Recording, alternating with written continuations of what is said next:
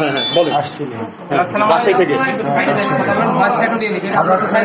রিক্সা দিয়ে যাচ্ছিলাম, দেখি নাটোরের কিছু লোক আর লক্ষ্মীপুরের সজীব, শাহিন, রব, সাজরাম সহ 2 হাইস আমাকে ধরে ফেলে গাড়িতে মারে এবং এলাকাতে নিয়ে আমাকে বেঁধে মারে।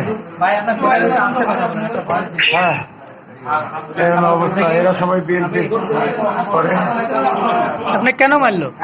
রাজনৈতিক প্রতিষ্ঠা। আপনি রাজনীতি মানে কোন দলের সাথে যুক্ত ছিলেন? ছাত্রলীগের জয়েন্ট সেক্রেটারি ছিল। Joint secretary? হ্যাঁ। আচ্ছা, জেলা ছাত্রলীগের। জি। কি নাম ভাই, পুরো নাম আপনার নাম কি? আব্দুল্লাহ মাহমুদ। আপনার বাবার নাম কি? আব্দুল বাতিন ভূঁইয়া।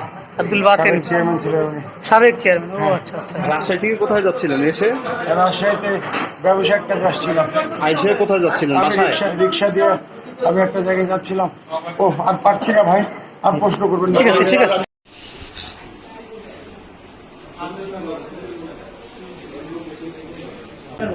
পেশেন্টটা আসলে আমার কাছে আসে এমার্জেন্সি ডিউটির সময়, আপনারা তো দেখলেনই।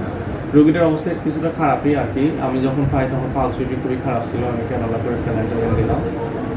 দুই পায়ে 3টা করে স্ট্যাব ইঞ্জুরি আছে আর মাথায় 2টা কাট ইঞ্জুরি আছে। পরবর্তীতে ফরেন্সিক পরীক্ষা বা অন্যান্য করে আমরা মোটামুটি রিপোর্টটা দিয়ে দেবো। আর রোগীকে রাজশাহীতে পাঠানো হয়েছে। এখন রোগী আসলে কোথায় যাবে, রাজশাহী বা ঢাকা বলতে পারবো।